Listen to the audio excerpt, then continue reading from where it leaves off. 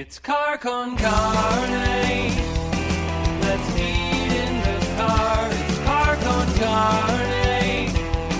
And now here's the star of our show, James Van Alstyne. This right here is Car Con Carne. It's a Q101 podcast. And Car Con Carne is sponsored by Easy Automation, easy-automation.net. It's time to just turn that home of yours into a smart home. Get it connected. Get it wired. Transform your living space with cutting-edge home automation. Experience seamless control over audio, video, lighting, climate, security, and more. Embrace the future of smart living. It's your home, your rules. Get a quote by visiting easy-automation.net or give my friend Dan a call. Call him directly, 630-730-3728. That phone number also on the screen if you're watching on video. It's also in the copy that is associated with this episode. So, this episode, you might say that 70s Chicago prog rock band McLuhan is obscure. You might be right. Their one and only album, Anomaly, has just been reissued, pressed, and re-released. And you can see McLuhan in the present day at Montrose Saloon on March 6th. Montrose Saloon is where I am tonight, just hours before McLuhan takes the stage to kick off the new year. And I'm joined, if you're watching on video, even if you're listening, it's also true. I'm joined on my right by band leader Neal Rosner, bassist, vocalist. Lovely to see you. Good to see you, too. It's good to be here. We are right outside Montrose Saloon, and we're going to talk about how a relatively unknown prog band from over 50 years ago ends up back on the circuit. It seems improbable. It is improbable, but it happened. We were all of us students at U of I, Circle Campus, and the band got together, and we were. My next door neighbor was Paul Cohen, and we lived in Rogers Park. And Paul. So were you redlining to school every day? Well, or else Paul would drive me sometimes. Okay. And we would, Paul was in a show band called the Seven Seas, and they got tired of doing show music. They wanted to do original music. They were all musicians, all in music at U of I, and Paul asked me if I wanted to play bass with him, and I said, "Okay, sure." I didn't know how to play bass, but I faked it pretty well at that time, and that's the secret to show business, really. Yeah. But we started playing original music, and the genius behind the three of the four McLuhan songs was a guy named Dave Wright. He was a trumpet player, and he arranged and wrote three of the four songs on the album. And we started doing the original songs and cover songs too, and we played at Wise Fools Pub on Monday night. And some people. For context, I've heard of Wise Fools. It was 2270 North Lincoln. You remember the address? Yes, and we had Monday nights, and we played there till 1 o'clock in the morning or so, and then get up at 6 o'clock in the morning to go back to school. And but it was fun. But Carl Davis and Brunswick Records came to see us and signed us. Brunswick Records, which was an R&B label. That's correct. They're an R&B label. They wanted us to be their crossover white band, like we're Earth, but we weren't. We were more original. We were a prog rock band. Had they heard you? I mean, when I think crossover, I think pop hits. Yes, but we were not. Right. Like you said, there were 4 songs on this album. But they're 4 long songs. I love this. And look at this. This is the reissue, which you kindly signed if you're looking at that on video. Yes. Uh-huh. Gatefold. I'm a nerd for this stuff. I'm sorry. Oh, look at that. I mean, it's a nicely produced album. The engineer was Bruce Swedien. Bruce Swedien was a giant in recording. He actually went on later to be the recording engineer for Thriller, for Michael Jackson's Thriller. Oh my gosh! And so we were very fortunate to hook up with him. So he made the album. Didn't really go anywhere at that time. And then we got older and got married, got divorced, had kids, and the band broke up. All that life stuff got... Yes, life stuff got. And but then in 2017, I was actually living in Kentucky at that time, but I still talked to Paul and a couple of the guys from the band, and we got together again and started practicing. And then we had our first... Was it just for fun, or were you thinking, let's give this a shot? Do we still have it? Well, it is still fun. It is totally fun. It's not like I'm making a bunch of money on this at all. Besides, I'm a retired guy anyway, so this is fine for me. But yeah, it's for the fun of it and the love of it. And So it's not about like reclaiming your legacy or anything like that. It's just no, not with you're with your old buddies, and you made fun music together. And yes, and but we did believe in what we did, and we started seeing bootleg versions of the album on YouTube.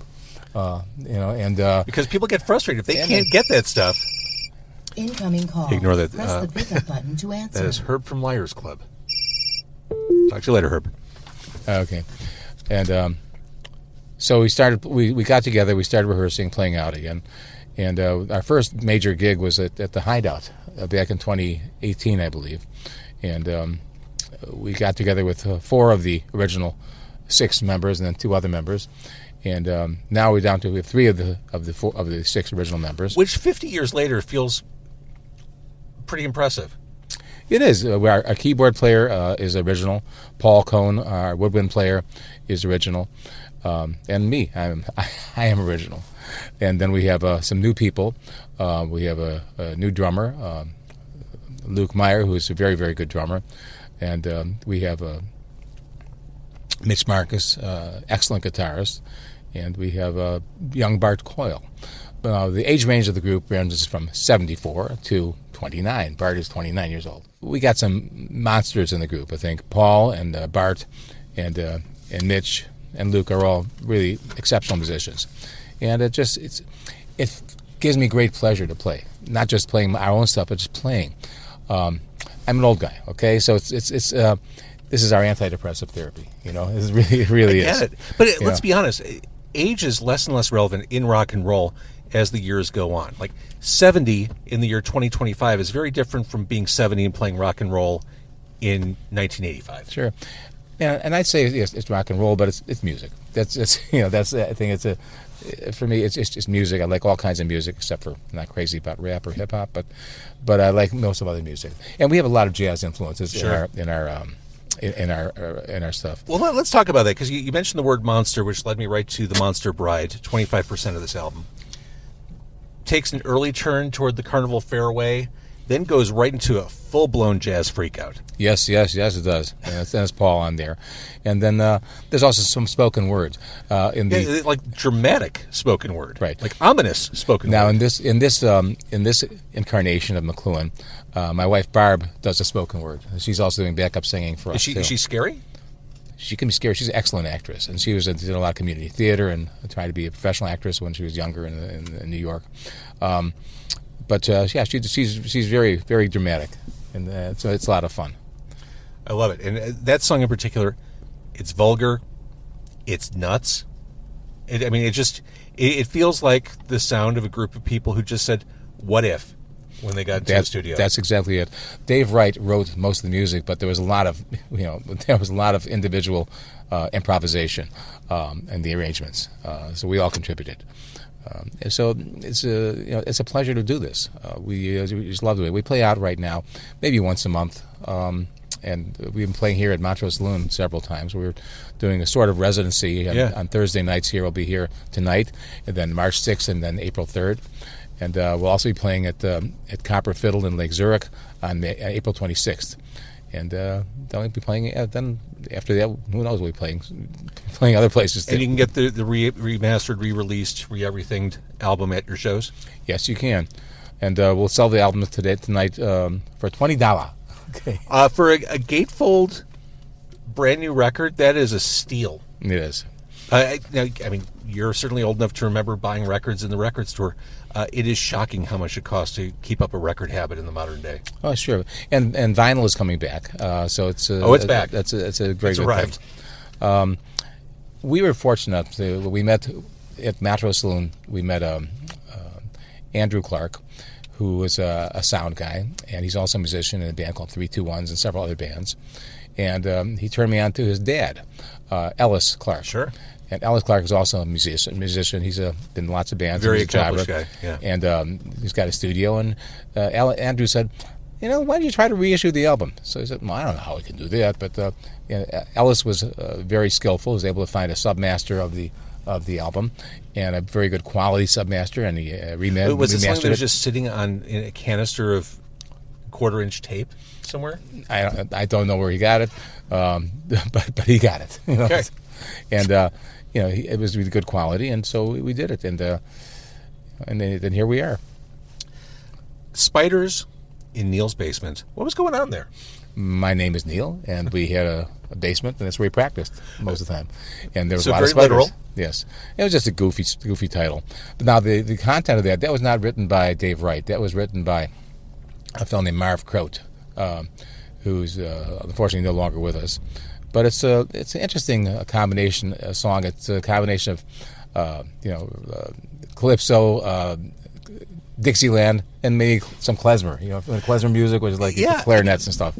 Interestingly, as you say that, it's somehow the most conventional sounding song on the album, but based on your description, you'd never guess. No. Or maybe that says a lot about the other three. Yeah, and but you can tell from that this is you probably can tell that this one is written by somebody else than Dave Wright. Is a different signature on it, I think. And you can tell how much the horns matter on that one. Oh yeah, we are a horn band, and we are fortunate to have. We don't have like 3 or 4 horns. We have two horns. We have a Paul Cohn, who's a master woodwind artist. He's proficient on saxophone, flute, and clarinet, and we use them all when we play. And then we got Bart, who's just a young master. He's a terrific instrumentalist, great improvisations. So it's just it's a joy. The thing that I like the most about when we're playing, in addition to being an antidepressant, when things are cooking and I'm playing, I am the music. Okay, I am the music, and that's it's coming from you just me. kind of lose yourself in it. And it feels just so good. It's like coming from us, and it's still a wonderful feeling. It's a good psychedelic. I dug my hooks into the Chicago music scene probably early 90s. I'm very familiar with what it was like for bands then through now to kind of make their way through. What was the scene like back then in playing Wise Fools? Was there a scene? There was a scene. There was a big music scene. Lincoln Avenue was crazy.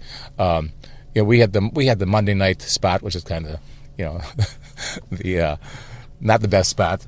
Other bands like I think Wilderness Road had the Thursday night spot, and that was a good. That's the night people go out. They were very very popular. But we're happy to get it. And we played other gigs too. But it was very exciting to. And then we had some press. We had articles written in the local newspapers, and we started playing a fair amount.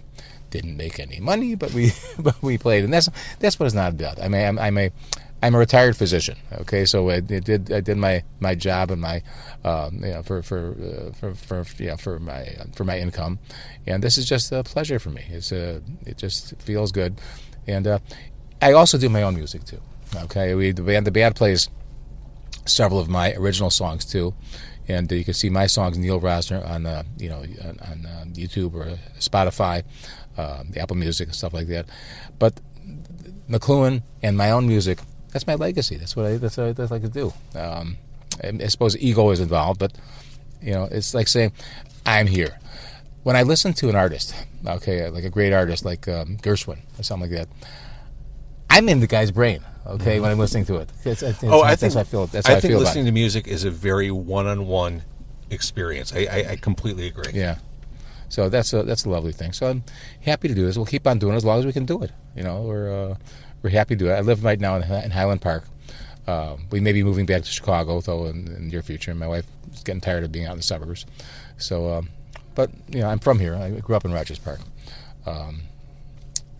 So I'm just happy to be doing what we're doing. I think you said something really important that I certainly relate to. Yeah, the day job as the physician, I think everyone needs a creative outlet. Mm-hmm. I mean, I have my day job. It keeps me busy 10 hours a day, but this is how I express myself. This is my creative outlet. You need those. No doubt. There's no doubt about that. It's my alternate identity, and I really, really like it a lot. I love it. Yeah. All right. So again, this album, Anomaly, which, I mean, as album names go, pretty apropos. There's nothing like this. If you compare it to a stack of records from other artists, this is anomalous. Well, our David Wright was very influenced by Marshall McLuhan, the philosopher, the Canadian philosopher. And the medium guy's is a going- message. Art is anything you can get away with. The medium as a message was philosophy in the books of Marshall McLuhan. One of our songs, Brief Message from Local Media, really illustrates his philosophy the best. It's a suite in 4 different parts. McLuhan, he's talking about the influence of the media on civilization. And in the first part of Brief Message from Local Media, the first part is called the Garden, which is the innocence. The second part is the assembly line. The third part is Electric Man, which is television, radio, social media. And then the fourth part is like a little calliope kind of thing, very simple, and that's kind of a hopeful future. Okay, so that's one of the things that's most like Marshall McLuhan in our repertoire.